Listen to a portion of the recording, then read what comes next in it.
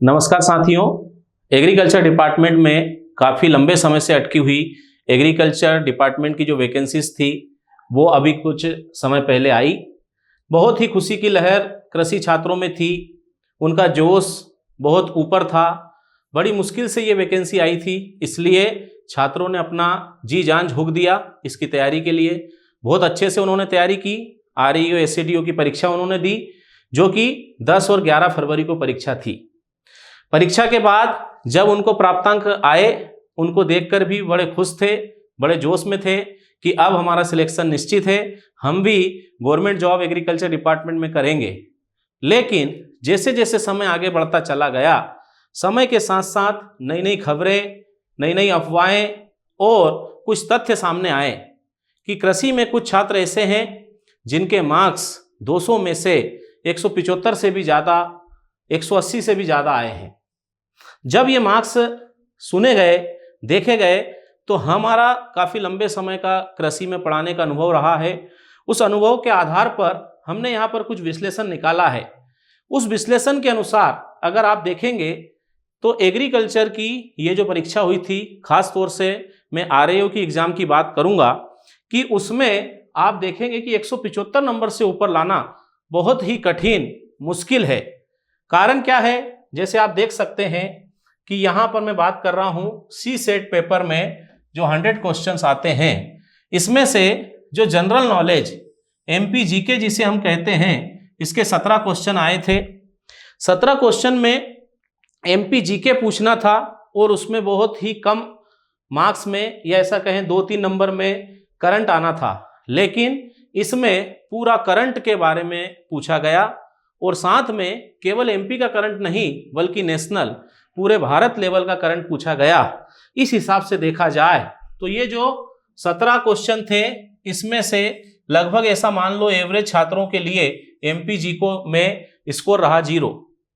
इसके साथ आगे हम बात करें तो जनरल मैथ्स में मैथ्स जो है ये जनरल पूछा जाता है 10th लेवल का, लेकिन इसके अंदर ऐसा देखा जाए कि पूछा गया था एडवांस मैथ्स इसके अंदर पूछा गया और इसमें से 16 क्वेश्चन आए थे।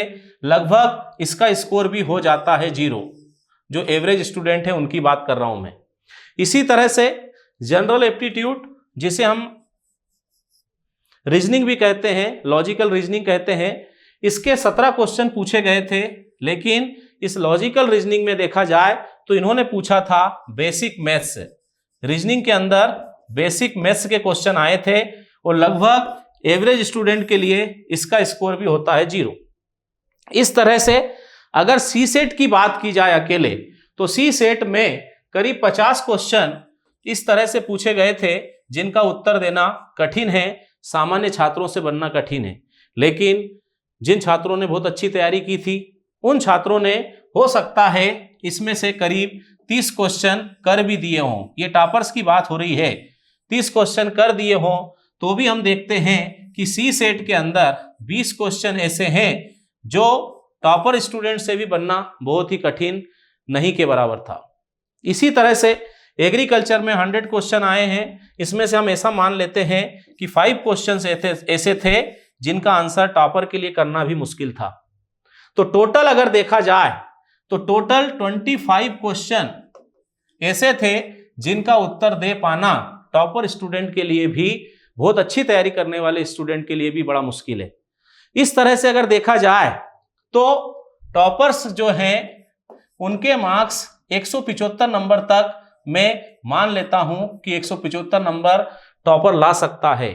जबकि सामान्य अगर बात की जाए, एवरेज अगर देखा जाए, तो एवरेज स्टूडेंट के जो मार्क्स हैं वो 130 से 150 के बीच रहे हैं।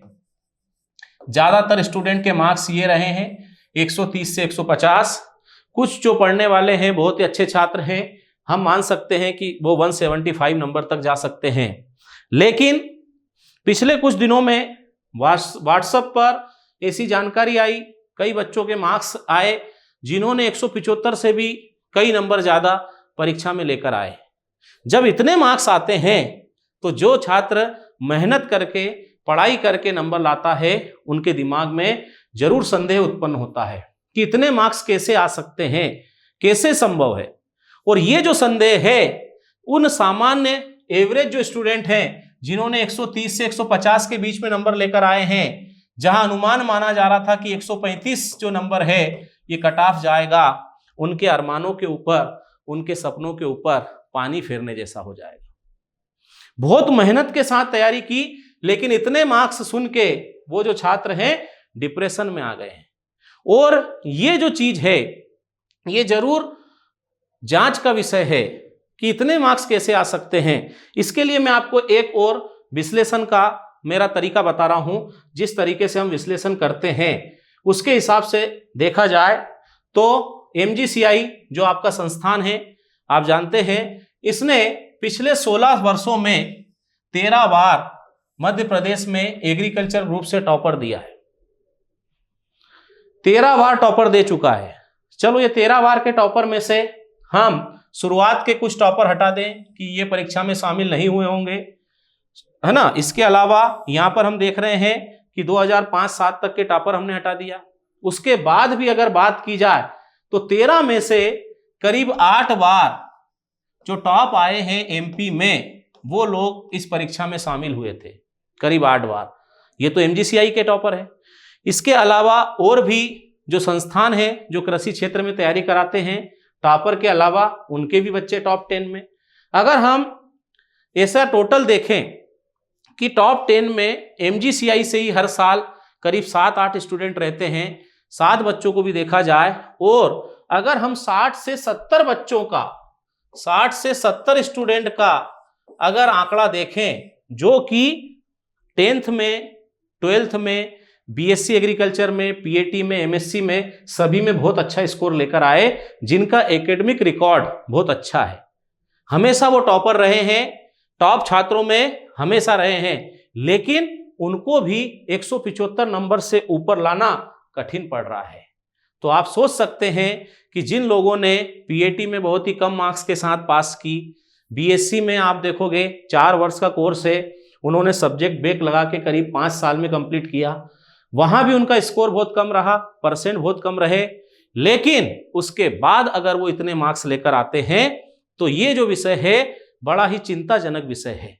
इस विषय की जो प्रशासन है, जो न्यायपालिका है, उसको जरूर संज्ञान लेना चाहिए, इस पर कदम उठाना चाहिए और सच्चाई का पता लगाना चाहिए, क्योंकि छात्र बड़ी मेहनत के साथ किसी परीक्षा में शामिल होते हैं, बहुत मेहनत जी जान लगाते हैं, और एग्रीकल्चर में कई वर्षों के बाद ये वैकेंसी आई थी, लेकिन जिस तरह से प्राप्तांक कुछ छात्रों को मिले हैं, उससे जो छात्र हैं उनका एग्रीकल्चर सब्जेक्ट जो है उससे विश्वास उठने लगा है कि हम इतनी मेहनत करेंगे, लेकिन उसके बाद अगर हमें परिणाम सही प्राप्त नहीं होगा तो हम इस विषय में आगे कैसे पढ़ेंगे और कैसा किसी को सजेस्ट करेंगे। इसलिए मैं सभी छात्रों को आश्वस्त करना चाहता हूं कि जो MGCI परिवार है ये हमेशा सत्य के साथ रहता है, और आज हम हमारे छात्रों के साथ खड़े हुए हैं। किसी भी परिस्थिति का सामना करने के लिए हम आपके साथ खड़े हुए हैं। तो छात्रों को मिलकर सभी को जरूर इस पर कार्रवाई की मांग करना चाहिए, न्यायपालिका से निवेदन करना चाहिए, शासन प्रशासन के सामने ये जो आंकड़े हैं ये रखना चाहिए कि इस तरह से कुछ छात्र नंबर लेकर आए हैं, क्या उन्होंने पढ़ाई करके लाए हैं। अगर वास्तव में पढ़ाई करके इतने मार्क्स कोई लाता है तो वो बड़ा बधाई का पात्र है, परंतु हमारा जो शैक्षणिक अनुभव है, हमारा जो पढ़ाने का कई वर्षों का अनुभव है, उसके अनुसार 175 नंबर से ऊपर आ पाना संभव नहीं है। इसलिए आप सभी छात्रों से मैं निवेदन कर रहा हूं कि इन विश्लेषण के आंकड़ों के आधार पर आपको जरूर कार्रवाई करना चाहिए, और आपको ये विश्वास रखना चाहिए कि आपका अपना संस्थान MGCI हमेशा आपके साथ खड़ा हुआ है। इसके बाद रिजल्ट आता है, करेक्ट होकर रिजल्ट आता है, तो जो छात्र चयनित होते हैं उनके उज्जवल भविष्य की MGCI कामना करता है। बहुत बहुत धन्यवाद दोस्तों।